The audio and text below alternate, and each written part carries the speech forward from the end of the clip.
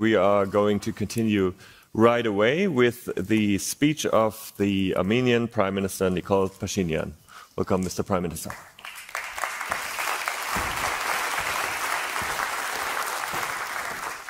Thank you very much.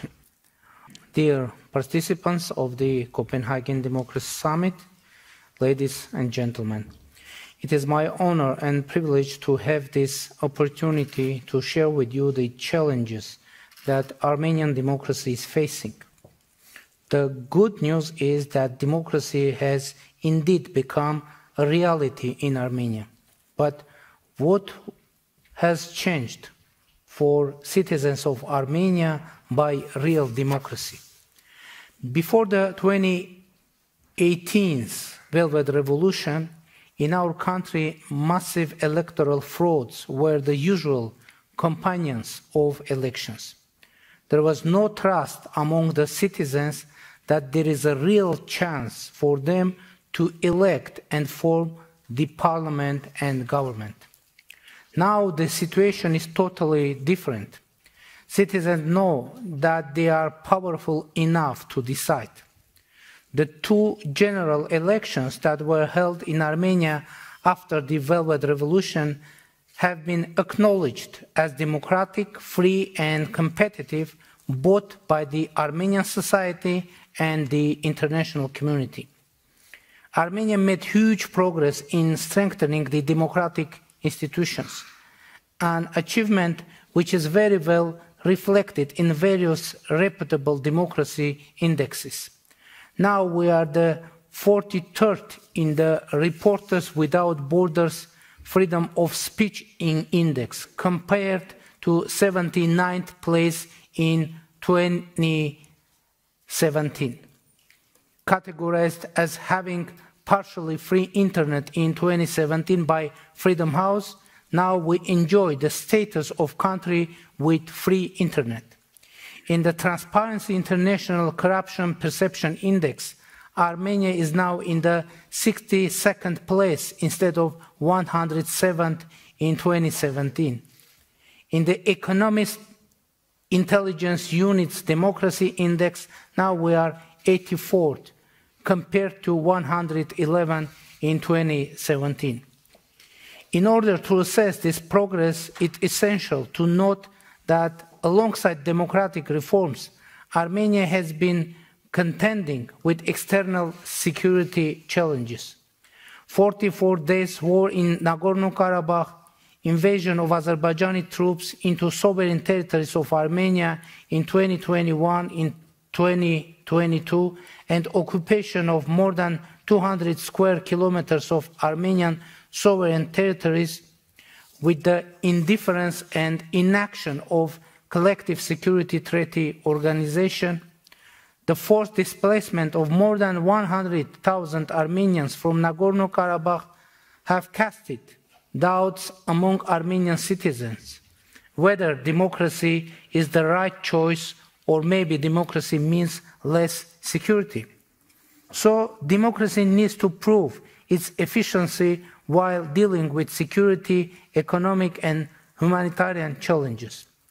And we hope to see global democracy standing by us in addressing all those challenges.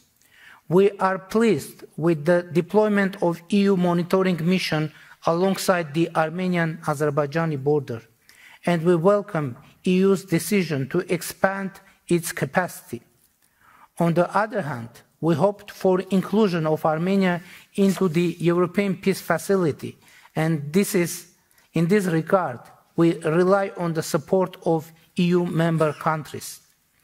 A new set of commitments aimed at strengthening Armenia's economic resilience, state institutions, and addressing humanitarian needs of refugees from Nagorno-Karabakh has been taken on by European Union and United States during the high-level meeting of President of European Commission Ursula von der Leyen, Secretary of State of USA Antony Blinken, and myself, which took place on April 5 in Brussels.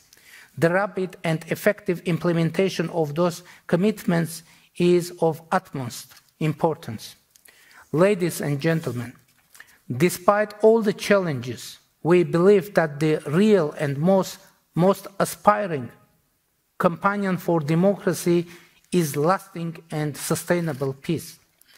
And my government took the share of its responsibility for this. Recently, we reached to an agreement with Azerbaijan to start the delimitation of our interstate borders on the basis of Alma-Ata Declaration of 1991. That means that during the delimitation, we should simply reproduce the administrative borders between Soviet Armenia and Soviet Azerbaijan, which become state borders according to Alma-Ata Declaration. The start of border delimitation is the implementation of agreement reached during the quadrilateral meeting of October 6 of 2022 between the President of France, Emmanuel Macron, President of European Council, Charles Michel, President Aliyev of Azerbaijan, and me. It took place in Prague.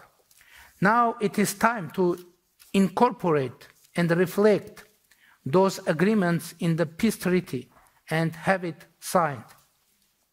Another key point for our regional stability is the Crossroads of Peace project initiated by my government. This project implies that Armenia and Azerbaijan restore and open transport and other communications in accordance with the sovereignty and jurisdiction of the countries through which they pass and comply with the principles of equality and reciprocity.